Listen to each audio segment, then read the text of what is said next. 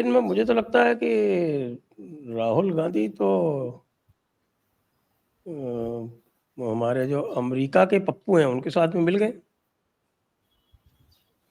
एक पप्पू हाँ, अमेरिका में भी तो है, उनको हम टप्पू बोलते हैं।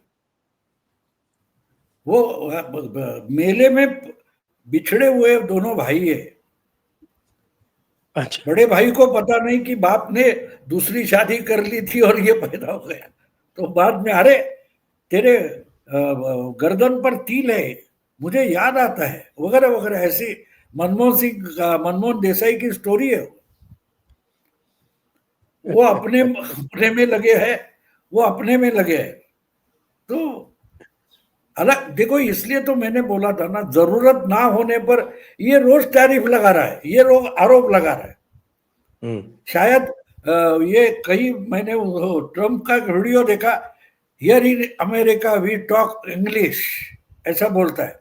तो इंग्लिश में शायद आरोप को टैरिफ बोलते हैं, और इनकी राहुल गांधी की हिंदी में टैरिफ को आरोप बोलते हैं, ऐसा भी हो सकता है। अब देखो, वो रघुराम राजन भी मोदी की सराहना करने लगा है, जो इनकी पदयात्रा में दौड़ रहा था ना। तो देखो, मजाक बन गया, इन्होंने पूरा पॉलिटिक्स मजाक बना के रखा है, और दोष उसका नहीं है, उसका नहीं है। अगर पार्टी ही बच्चे जैसी हरकत करती है, सोचो कि 40 साल पहले, 41 साल पहले दो दो एमपी आए थे, वहां से 240, 303, 282 तक पहुंचते, तो कितनी मेहनत हुई है, ये तो समझ लो जरा, ये तो समझ लो। लेकिन वो जो आइंस्टाइन बोलता है ना कि मूर्ख होता है वो बहुत कॉन्फिडेंट होता है, और राहुल गांधी को तो मूर्तिमंत क्या बोलते हैं उसको, कॉन्फिडेंस है। अगर आपको कॉन्फिडेंस का चेहरा देखना है तो आप राहुल गांधी को देखो। और बुद्धिजीवी हमेशा कंफ्यूज होता है, ये आइंस्टाइन की बात है। तो कांग्रेस में जो बुद्धिजीवी है वो कॉन्फिडेंस नहीं है उनमें, वो बुद्धिजीवी है, वो तो कंफ्यूज है। और आहिस्ते आहिस्ते जिसका कंफ्यूजन कम होता है, वो फिर मनीष तिवारी हो, शशि थरूर हो, सलमान खुर्शीद हो, वो भाग निकलते।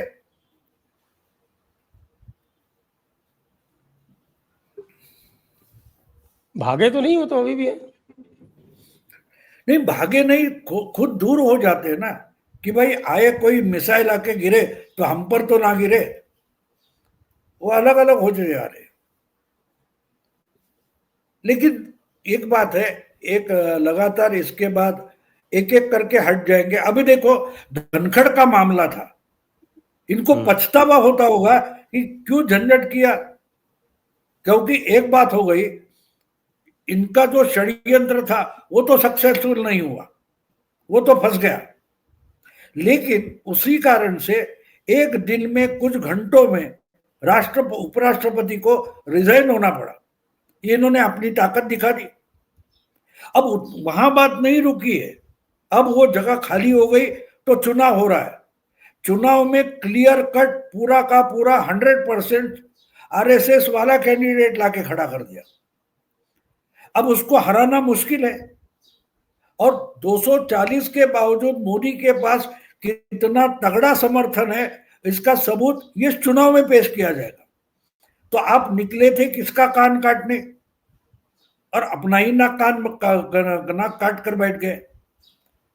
तो कांग्रेस में बहुत सारा पछतावा होगा कि अरे रे रे रे क्या कर बैठे, कम से कम 240 बोलते रहते। अब ये जो कुछ 543 है, और वहां के 240-42 है, उनकी टोटल में भी 500 से 600 से ज्यादा निकल कर आएगा। तो आपके पास कुछ नहीं बचा, इसका सबूत आप ही खुद पेश कर रहे हो। यानी राहुल गांधी को संजय कुमार होने की ईर्ष्या जागी है, जहां से तुम्हारे केजरीवाल ने शुरुआत की थी, और जहां आज पहुंच गए, तो राहुल गांधी वहां से निकले हैं जहां केजरीवाल ने शुरुआत की थी, वो वहां जाके पहुंचेंगे। और सिर्फ एक दिन जनलोक आंदोलन एनडीओ बनकर कांग्रेस को खत्म हो जाएगा। और केजरीवाल केजरीवाल जिस गति को प्राप्त हुए हैं उसी गति को ये भी प्राप्त होना चाह रहे होंगे। नहीं नहीं, ये पहले पहुंचे ना। वो तो करप्शन के खिलाफ निकला था, करप्ट हो गया। ये करप्ट है, वहां से निकले कि भाई हमारा कुछ करो, हमारे लिए जन लोकपाल अपॉइंट करो, हमारा भ्रष्टाचार निकालो, इसके लिए पहुंच जाएंगे। और जो जन लोकपाल आएगा वो इनका ही सारा पूरा काला चिट्ठा निकाल कर सामने रखेगा। वैसे कांग्रेस ने यानी कि इंडी अलायंस ने अपना वीपी का कैंडिडेट डिक्लेयर कर दिया किया। और वो B Sudarshan Reddy Supreme Court के पूर्व जज हैं और पूर्व जज है और उन्होंने ही एंडरसन केस क्लोज किया था, भोपाल गैस त्रासदी वाला। उन्होंने ही जो नक्सलवादियों को रिलीफ दी थी, ये नंदिनी सुंदर, ये जो इसकी पत्नी है आपके सिद्धार्थ वरदराजन की, वायर वाले की, उसको फ्री किया था। तो बड़ा अच्छा उनका रिकॉर्ड है। लेकिन उसके बाद वो बन गए थे लोकपाल मनोहर पर्रिकर की सरकार। तो उस समय इन सभी लोगों ने मिलकर प्रदर्शन किया था। और आज का जो नैरेटिव है वो ये चला रहे हैं, जबकि इनसे स्वयं को समझा दिया मिस्टर रेड्डी को, ये तो किस तरह के सुप्रीम कोर्ट जज थे जो इनको नहीं समझ में आता। वो कह रहे हैं कि साहब कि मैं तो जो है वो 60% जनता का प्रतिनिधित्व कर रहा हूं। तो अब आप बताइए साहब कि ये नया नैरेटिव है कि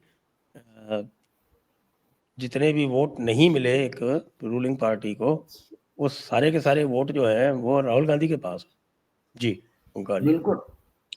ये कपिल सिब्बल ने समझाया होगा एक्चुअल। ट्रम्प को ना मिले, ये भी उनको ही मिले।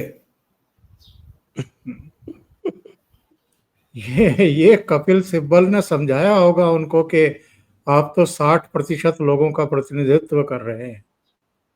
लेकिन एक बड़ा सवाल ये उठता है ना संजय जी, जब रंजन गोगोई को राज्यसभा भेजा जा रहा था, वो भी तो सुप्रीम कोर्ट के चीफ जस्टिस थे ना। चलो ये चीफ जस्टिस तो बड़ा हल्ला मचाया था इन्होंने। अब तो इन्होंने बड़ा हल्ला मचा दिया था कि अरे ये जो सुप्रीम कोर्ट के जज रहे और जिन्होंने भगवान राम के जन्मभूमि का फैसला तय किया, भले ही उसमें 4 जज और थे, लेकिन ठीकरा फोड़ा था रंजन गोगोई के सिर पर। उनका विरोध किया था कि देखो इनको नवाजा जा रहा है, राज्यसभा दी जा रही है इनको। और आज एक और सुप्रीम कोर्ट के पूर्व जस्टिस को आप उपराष्ट्रपति पद का उम्मीदवार बना रहे हैं। अब कोई बात नहीं, मतलब आप करें तो सब ठीक है और दूसरे करें तो बहुत ही खराब है। फिर वो अलोकतांत्रिक भी हो जाता है, वो धर्मनिरपेक्षता पे भी एक प्रहार हो जाता है, लोकतंत्र की हत्या तुरंत हो जाती है। तो ये इनके ड्रामे हैं, एक्सपोज हो रहे हैं। जहां तक बात है कि साहब कौन कितने लोगों का प्रतिनिधित्व कर रहा है, तो अब ये 9 सितंबर आ रही है ना, पता लग जाएगा।